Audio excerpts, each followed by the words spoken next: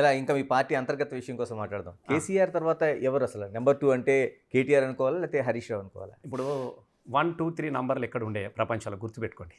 ఇప్పుడు 1, 2, 3 నంబర్లు మనం అనుకుంటున్నాం తప్ప ఎక్కడ ఉండవు. అంటే కేసీఆరే ఎస్, కేసీఆర్ ఉన్నంత కాలం కేసీఆర్ తదనంతరం కేసీఆర్ నిర్ణయిస్తాడు. ఇలా ఎవరు ఏంది అనేది కేసీఆర్ నిర్ణయిస్తాడు. అంతే తప్ప ఈయన నంబర్ 1 ఇలా నంబర్ 2 నంబర్ 3లు ఉంటాయి ఒక ప్రాంతీయ పార్టీలలో ఎక్కడ ఉండదు. దయచేసి ఇక్కడని కాదు, ఎక్కడ కూడా ఉండవు. అంటే మనం చూస్తుంటే హరీష్ ప్రాధాన్యత కొంచెంగా తగ్గుతున్నట్టు కనిపించడం లేదా మీకు? అంటే పార్టీలో నాకేమనిపించట్లేదు. ఆ కోణంలో చూసే వాళ్ళకి అనిపిస్తుండొచ్చు ఈయన తగ్గుతుందని. మాకు ఎందుకు అనిపిస్తుంది? ఇప్పుడు పొద్దులేసి ఎవరి పని వాళ్ళు చేస్తూ ఉన్నారు. కేటీఆర్ పని కేటీఆర్ చేస్తూ ఉన్నాడు, హరీష్ అన్న పని హరీష్ అన్న చేస్తూ ఉన్నాడు. సమస్య ఉన్నప్పుడు ఉమ్మడిగా కదిలిపోతూ ఉన్నారు. లేదు అన్న నువ్వు ఈ పని నువ్వు చేసుకురా అంటే హరీష్ అన్న పోతున్నాడు. కేటీఆర్ దగ్గరికి వెళ్తాడు. పార్టీ వ్యక్తిగత ఆయన వర్కింగ్ ప్రెసిడెంట్ కాబట్టి పార్టీ నిర్మాణాన్ని అంత ఆయన చూస్తూ ఉన్నాడు. రైతుల పోరాటాలు కానీ మిగతా సమస్యలు ఉన్నప్పుడు హరీష్ అన్న కూడా పోతూ ఉన్నారు కదా. ఎవరి ప్రాధాన్యతలు ఏముంటాయి? ప్రాధాన్యత అనేది ఒకళ్ళు ఇస్తే కాదు, సమస్య ఉన్నప్పుడు మనం క్రియేట్ చేసుకుంటే వాళ్ళు ఉంటారు. ఇప్పుడు నేను కూడా ఉన్నా, అరే నువ్వు రా అన్న ఇక్కడ ప్రోగ్రామ్ పెడుతున్నామన్నా నువ్వు చెప్తానంటే 4 పాటలు పాడి నేను పోయేస్తలేనా? నేనేమంటానంటే ఎవరు చేసే పనులు ఎవరికి ఏ పని అవకాశం ఉంటే వాళ్ళు పోతూనే ఉన్నారు, పని చేసుకుంటూనే ఉన్నారు తప్ప ఈయన 1, 2, 3 లేకుంటే ఈయన అది మనం అనుకోవడానికే తప్ప అట్లా ఉండదు పార్టీలల్లో. ఎస్, కేటీఆర్ కూడా రోజుకు 100 సార్లు ఫోన్ చేస్తాడు హరీష్ అన్నకు. ఏం చేద్దాం బాబా ఇది ఇట్లా ఏమున్నదంటే ఏదైనా సమస్య ఉన్నప్పుడు హరీష్ అన్న కూడా కేటీఆర్కి ఫోన్ చేస్తాడు. రామ్ ఇది ఇట్లా ఉన్నది, మరి దీన్ని ఇట్లా చేద్దామా, లేకుంటే పెద్ద ఆయన దగ్గర మాట్లాడదాము, ఈ చర్చ ఎట్లా చేస్తే పరిష్కారం అనేది డెఫినెట్గా రోజు మాట్లాడుకుంటా ఉంటాం. అంటే బయట చూసే ప్రజలకు అలా కనిపించడం లేదు. అట్లా నేను ఏమంటున్నానే, ఇప్పుడు నెగిటివ్గా చూసేటానికి పాజిటివ్ ఎట్లా కనబడుతుంది? నాకు తెలిసి నేను చెప్తా ఉన్నా, పెద్ద ఆయన దగ్గర రామన్న కన్నా కూడా నేనే పెద్దోని. వాళ్ళు చిన్న పిల్లలు ఉన్నప్పటి నుంచి చూస్తున్నా. కవితమ్మ కానీ అన్న కానీ హరీష్ అన్న కానీ వాళ్ళందరితో నేను పెరిగిన వాడిని. అసలు అట్లాంటి ప్రస్తావన కానీ అట్లాంటి భావన కానీ ఎవరి మధ్యలో కూడా ఉండదు. ఇలా మళ్ళీ కేసీఆర్ రావాలి, కేసీఆర్ని మళ్ళీ ముఖ్యమంత్రిని చేయాలి, తెలంగాణ రాష్ట్రాన్ని మళ్ళీ కాపాడుకోవాలన్న ఆలోచనతోనే అందరూ పనిచేస్తున్నారు తప్ప దీనిలో నేను నువ్వు అనేది ఎక్కడా లేదు. రసమైన సూటిగా అడగదలుచుకున్నాను. 2 టర్మ్లు పనిచేశారు ఎమ్మెల్యేగా. ఎస్, రసమయ్య బాగా సంపాదించుకున్నాడు అనే దానికి సమాధానం ఏం చెప్తారు? అంటే ఏం లేదు, సంపాదన ఉండదు. ఇప్పుడు మాది మానకొండ నియోజకవర్గం, పెద్ద ఫామ్ హౌస్ ఉన్నట్టు కదా. పెద్దది ఉండదు. నీకు ఒక మంచి మాట చెప్పాలి, మంచిగా అడిగినావు. ఫామ్ హౌస్ కాదు గీమ్ హౌస్ కాదు, 2 విషయాలు చెప్తా. పెద్దది ఏముంటుంది? నాకు ఒక 25 ఎకరాల భూమి ఉంది, 25 years. నాకు నియోజకవర్గంలో ఇల్లు కావాలి కాబట్టి నేను ఇల్లు కట్టుకున్నా. నేను ఎన్నడూ పంట పండించుకోలేదు, పరిగెరుకొని బతికినాం కాబట్టి నాకు పంట పండించుకోవాలి నా తల్లి కోసము.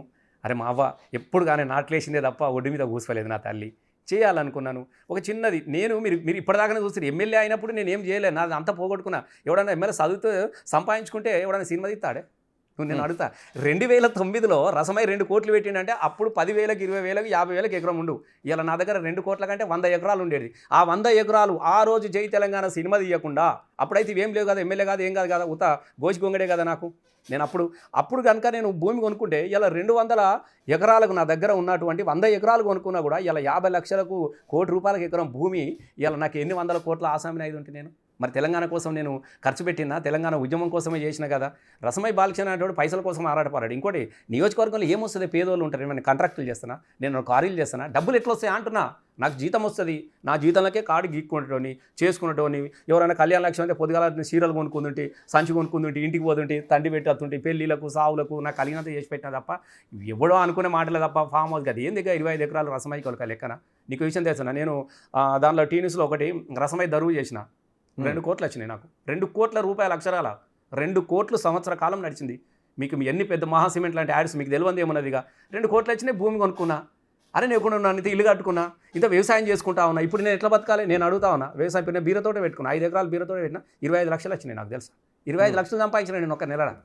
ఈ నెలల 25 lakhs సంపాదించిన బీరతోట పెట్టుకొని. నేను బీరతోటలో 25 లక్షలు సంపాదించిన ఒకటే నెలలో నేను. ఇప్పుడు కూడా నా తోట ఉంది, మంచిగా ₹50, ₹40 ఎకరం. రోజు 2 క్వింటాలు 3 క్వింటాల బీరకాయలు అమ్మిన నేను. 25 లక్షలు వచ్చినాయి నాకు. మరి ఇప్పుడు నేను బతుకుతున్నా కదా.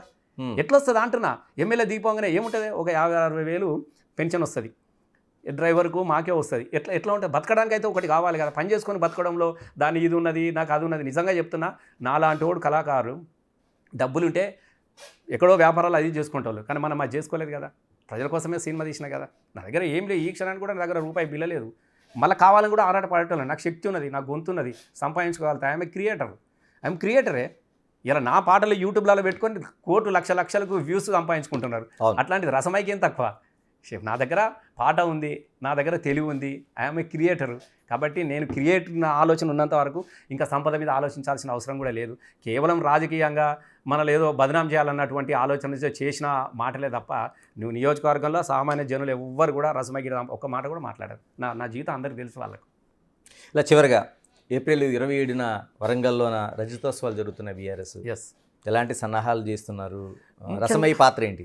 డెఫినెట్గా భారీ ఎత్తున నాకు తెలిసి ఒక సమ్మక్క 2 సంవత్సరానికి వచ్చే సమ్మక్క సారక్క జాతర కోసం ఏర్పాట్లు అయితే జరుగుతూ ఉన్నాయో, బీఆర్ఎస్ పార్టీ ఒక ప్రాంతీయ పార్టీ ఏర్పడి 25 సంవత్సరాలు విజయంగా తెలంగాణ రాష్ట్రాన్ని సాధించినటువంటి పార్టీ 25 ఇయర్స్ రజతోత్సవం జరుపుకున్నటువంటి సందర్భంలో చాలా కనీవెని ఎరుగని రీతిలో ఒక పండగలాగా నిర్వహించాలని, తెలంగాణ రాష్ట్రానికి స్థితికి వచ్చినటువంటి జెండా పండుగ ఇది.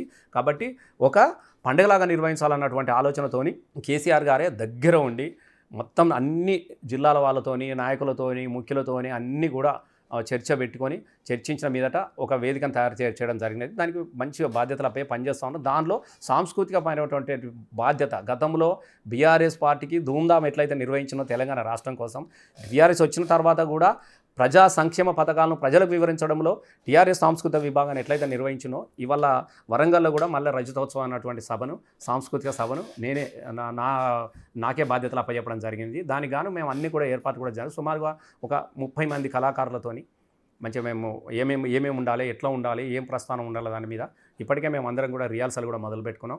చాలా ఘనంగా ఉంటుంది. అంటే ప్రజలు ఏదైతే కోరుకుంటా ఉన్నారో, ఏదైతే చూడాలనుకుంటున్నారో డెఫినెట్గా వాళ్ళ ఆలోచనల నుంచి రూపొందించిందే మా సాంస్కృతిక ప్రదర్శన ఆ రోజు.